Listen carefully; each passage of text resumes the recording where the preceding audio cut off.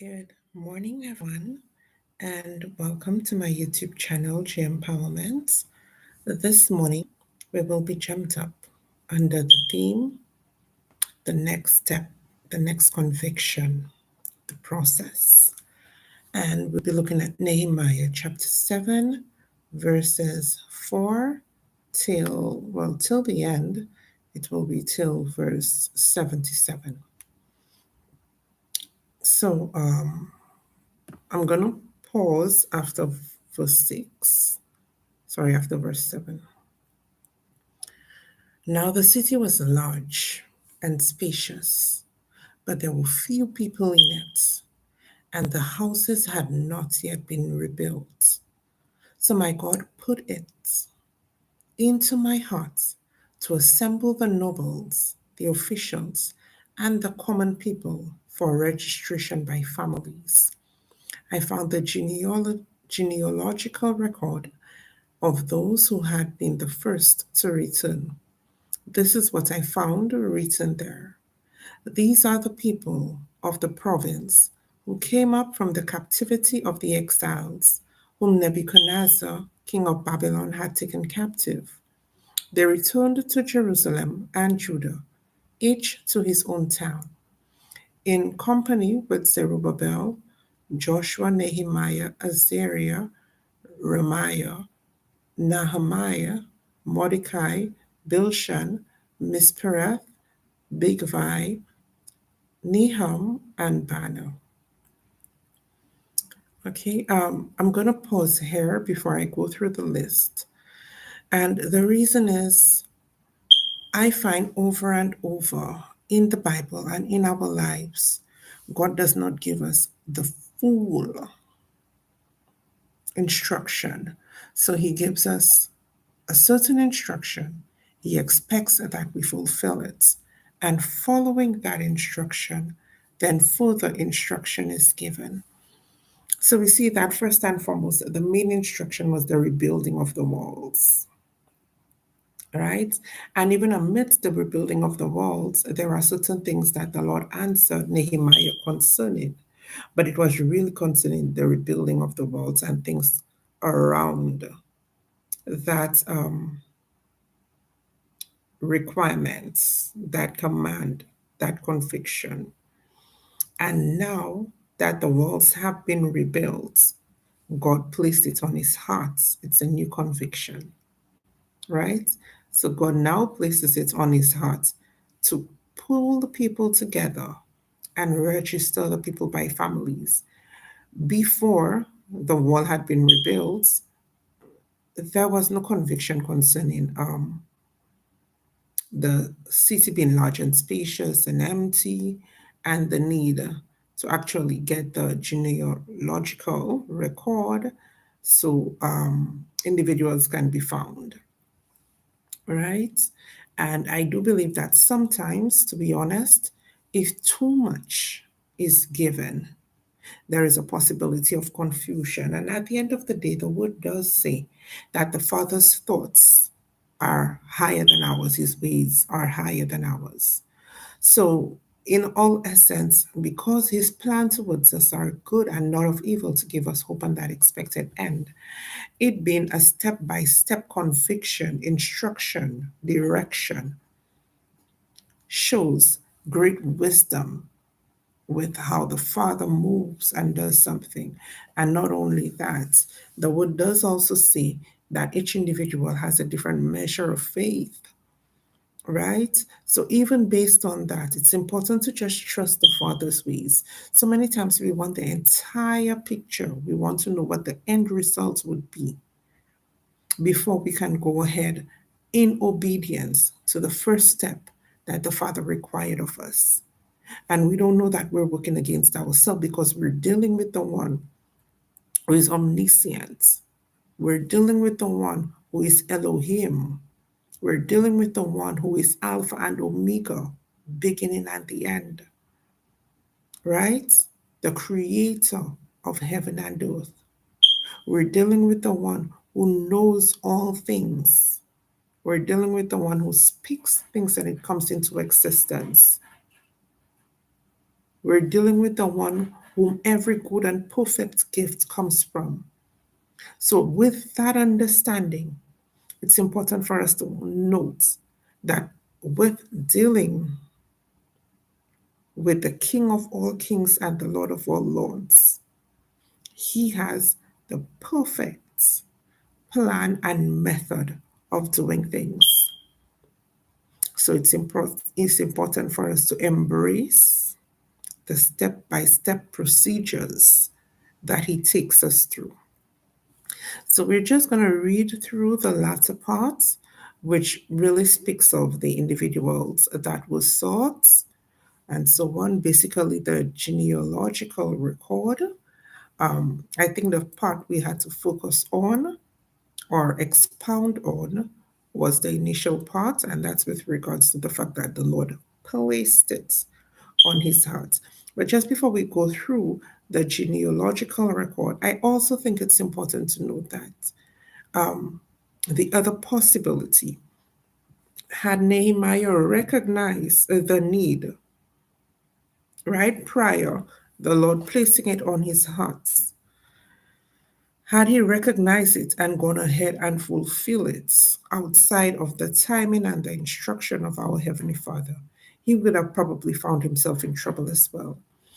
So even when we recognize something or we feel the need for something to be done, it's important for us to wait on the Lord. The word does say, acknowledge the Lord in all, not some, all of our ways, and he will direct our path. Right? So it's important to have him laid on our hearts. It's important for him to be the one to guide, convict, and instruct. Because anything done before its time is trouble. The cake with all the perfect ingredients put in an oven, taken out before its time, and ate before it's prepared, well cooked, would move from being the perfect cake to be enjoyed to be something that would have you sick and in the bathroom for maybe hours. So it's important to wait on the Lord. His timing is perfect. Okay, so let's go through the genealogical record. We see here the list of the men of Israel. We have, let's just scroll down, the descendants of Parosh. We have a total of 2,172. We have of Shephatiah, 372, of Ara, 652, of Pahath Moab, 2,818, of Elam, 1,254, of Zatu, 845, of Zakai, 760, of Binoi, 648, of Bebai, 628, of Asgad, we have 2,322, of Adonikam, we have 667, of Bigvai, we have 2,067, of Adin, we have 655, of Atta, we have 98, of Hasham, we have 328, of Bezai, we have 324, of Harif, we have 112, of Gibeon, we have 95. Now we're also going to look into some more. We have the men of Bethlehem and Netophah. We have 188 of Anathoth. We have 128 of Beth Asmaveth. We have 42 of Kariath, Sherim, Kifirah, and Beroth. We have 743 of Ramah and Geba. We have 626 of Michmash. We have 122 of Bethel and Ai. We have 123 Of the other Nebo, we have 52. Of the other Elam, we have 1,254. Of Harim, we have 320. Of Jericho, we have 345.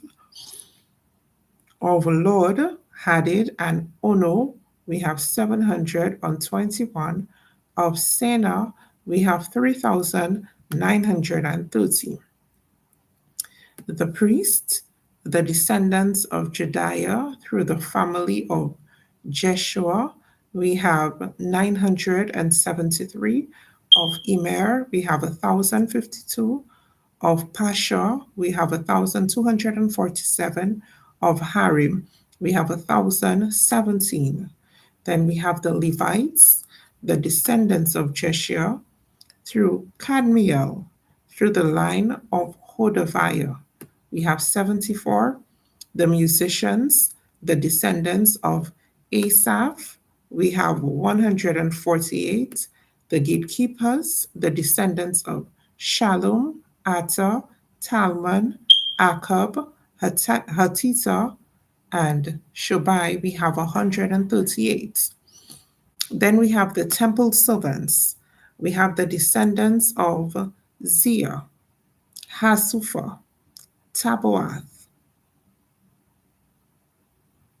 We have Keros, we have Sia, we have Padon, we have Lebanon, we have Hagabah, we have Shalmai, we have Hanan, we have Gidel, we have Gaha, we have Ria, we have Reason, we have Nikoda, we have Gazam, we have Usa, we have Pasea, we have Besai, we have Menim, we have Zephusim, we have Bakbuk, we have Hakufa, we have Harha, we have Basluth, we have Mehida, we have Harsha, we have Bacchus, we have Sisera, we have Tamar, we have Neziah, we have Hitifa.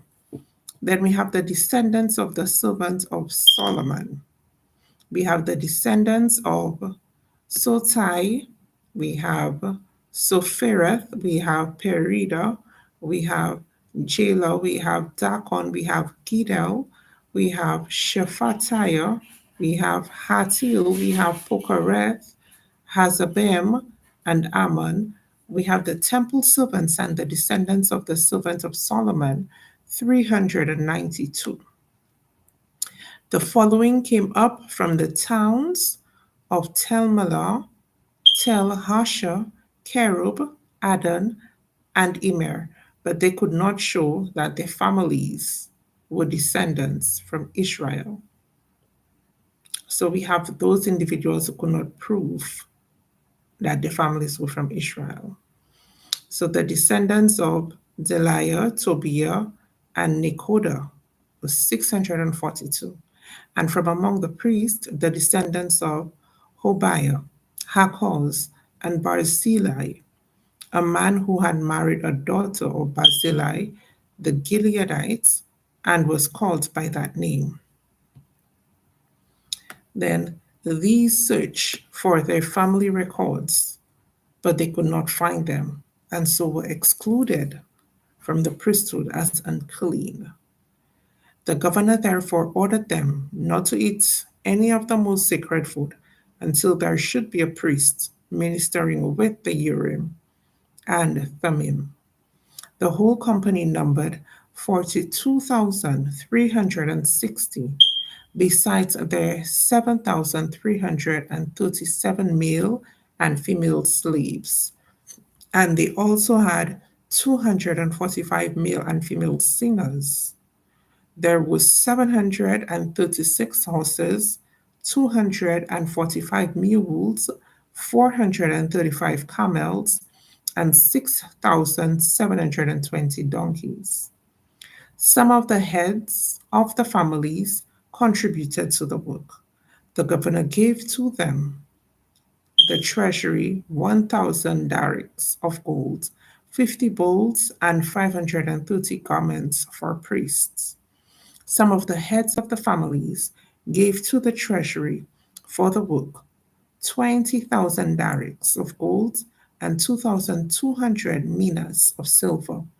The total given by the rest of the people was 20,000 darics of gold, 2,000 minas, and silver, and 67 garments for the priest.